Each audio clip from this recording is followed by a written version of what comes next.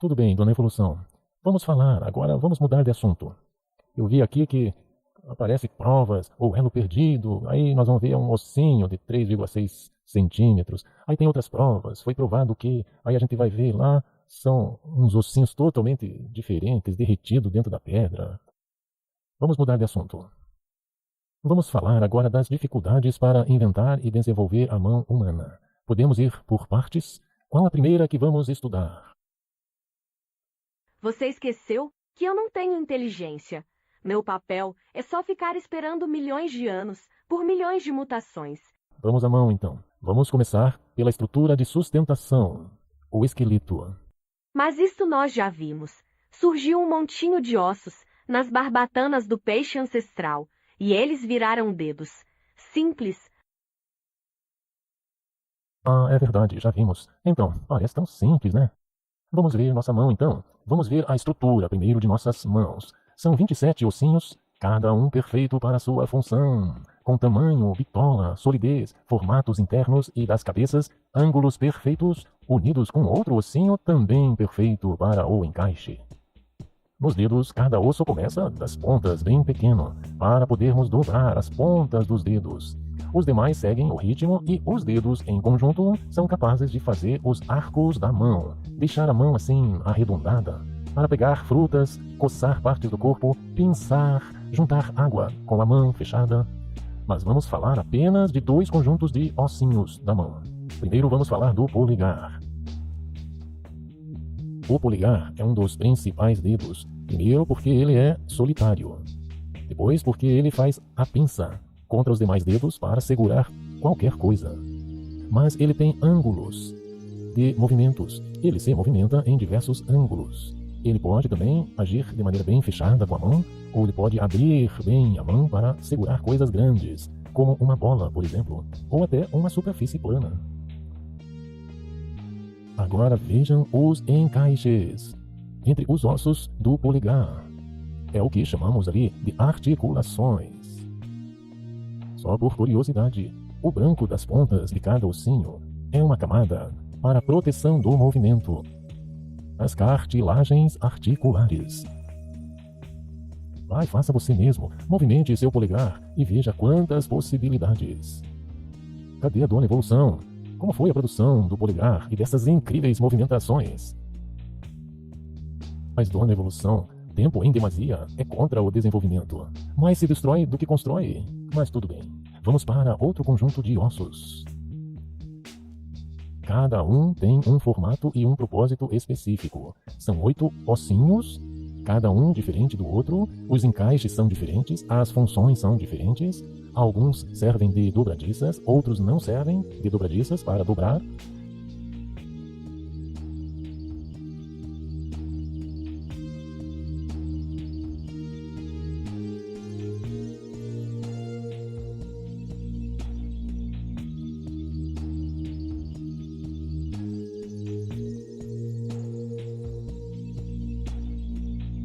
Alguns servem para proteção da parte mole.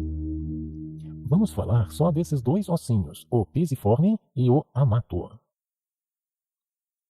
Notou que o amato ele tem um gancho assim para cima dele? E o pisiforme, ele se encontra com um outro ossinho, ele fica em cima de um outro ossinho. E o que acontece? Nessa parte da mão específica, passam diversos cordões, cordas, cabos e mangueiras. E estes devem ser protegidos porque são a parte mole. Então, para isso, estes ossinhos, eles ficam mais altos. E existe uma forte membrana, chamada retináculo dos flexores, que é uma faixa fibrosa que mantém os tendões, os nervos e as veias nas suas posições protegidas. Olha ali dentro o que passam. Passam os tendões flexores dos dedos, os que puxam os dedos em direção ao fechamento da mão. Eles são, os flexores, como cabos de aço, que vêm do músculo lá perto do cotovelo. Mas ali passam também as veias, nervos e tudo mais. Que bem pensado, né, dona Evolução? Quem veio primeiro? Os cordões, cordas, cabos e mangueiras que passam por ali?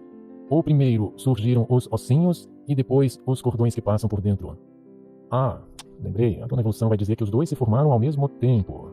Ah, e para mim já é difícil imaginar como poderia acontecer isso ao mesmo tempo. Esse canal ali, ó, é um túnel, na verdade, não é? Chamado túnel do carpo. Olha, mas estes ossinhos não ficam livres e soltos, não. Nenhum osso do corpo fica solto.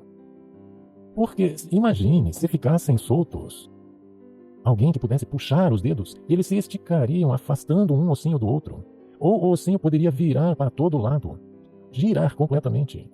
Imagine quando é construída uma casa ou um galpão de madeira. É colocado colunas de madeira e vigas transversais em cima, mas não são simplesmente encaixadas. São usados pregos, parafusos e cintas para que não se soltem de suas posições. Cada ossinho do nosso corpo tem vários encaixes e ligamentos para unir um ao outro. São bandagens que permitem movimentos em determinadas distâncias e ângulos mínimos e máximos. Também eles permitem a rotação de alguns ossos em determinadas articulações. Mas cada ligamento está dimensionado para permitir aquele ossinho se movimentar até o seu limite. Mova, por exemplo, o seu polegar. Ele tem muitas movimentações, mas abra o máximo a sua mão, todos os dedos, mas veja que o polegar ele tem um limite. Todo esse limite é feito pelos ligamentos. Dona Evolução, me explique de onde saiu tantas ideias geniais. Mas ainda eu tenho uma pergunta. Como fazer funcionar tudo isso? Fazer virar, fazer rotacionar, fazer fechar e fazer abrir a mão, fazer o gesticular. Sabe aqueles cabos do freio da bicicleta? Tem uma mangueirinha que por dentro passa um cabo de aço, fininho, mas muito forte. E ele tem que estar lubrificado. Então, aqui estão os cabos de movimentação da mão, os tendões.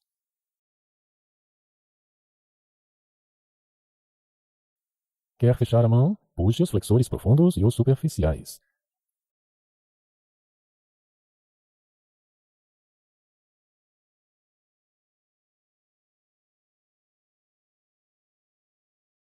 Quer abrir as mãos? Puxe os tendões extensores no dorso da mão.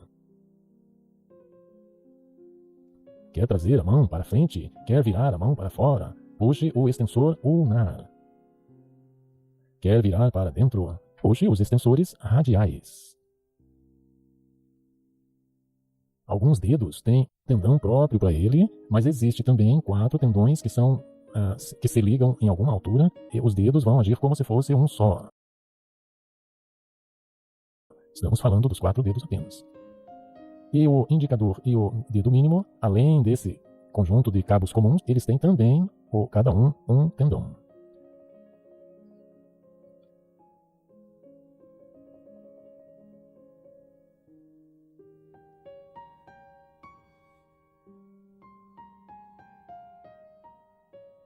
Mas aí ainda tem um outro probleminha, porque se puxar um desses cabos, ele vai esticar. Quando se puxa algum tendão, ele tende a forçar a pele para sair. Mas isso aí só acontece quando há um rompimento de polias e bandas. Tá, o que é isso e para que serve? Elas são cintas de fibras que servem para manter os tendões perto dos ossos. Essas aí, ó, que você está vendo. Ó. Polias cruciformes e anilares, bandas, bainhas, capuz. Capuz é, sabe, este caroço dos ossos quando você fecha a mão? Tendões passam bem por cima delas e se achatam. Mas nós temos o capuz que mantém eles nesse lugarzinho ali bem estratégico. E quando muitos tendões passam pelo mesmo lugar, tem uma manta fibrosa que forma um túnel para a passagem de vários tendões, tanto na parte de fora da mão, de cima, como a parte da palma da mão. E imagine que não tivesse esta manta, chamada retináculo. Os tendões iriam forçar a pele até rompê-la. Só que aí tem outro problema. Se os tendões ficassem forçando esta manta fibrosa, deslizando debaixo desta manta, ela iria se romper. Ou haveria um desgaste de maneira a inflamar o pulso. Então, nós temos agora debaixo dessa manta, na parte do dorso da mão e do pulso, 6 túneis formados por bainhas sinoviais. Mas são túneis que servem para diminuir o atrito entre tendões e o retináculo dos extensores. Esses túneis servem de proteção para o retináculo e também auxiliam na movimentação conforme os tendões são puxados ou soltos para a movimentação dos dedos e das mãos. O mesmo acontece na palma da mão. Mas agora me bateu uma curiosidade. Quem puxa esses cordões para mexer os dedos e a mão? Os músculos do braço. Os tendões viram músculos. E se eu quiser afastar os dedos um dos outros? Nós temos os músculos interossos e os lombricais.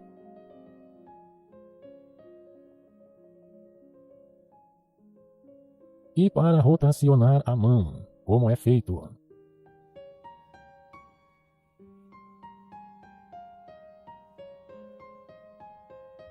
Vamos chamar Dona Evolução para nos explicar. Bem, já nem me lembro. Foram há tantos milhões de anos atrás.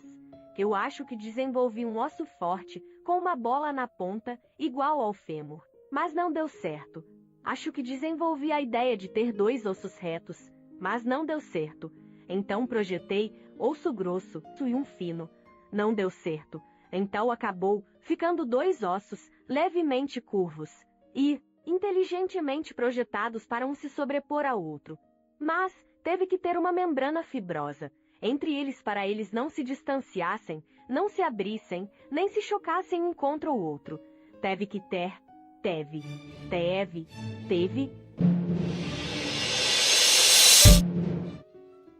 Mas isso foi muito bem feito, ó. Maravilhoso. Que coisa genial. Suas qualidades invisíveis de Jeová são vistas claramente desde a criação do mundo em diante, porque são entendidas pelas coisas feitas, até seu poder eterno e sua divindade. Romanos 1:20.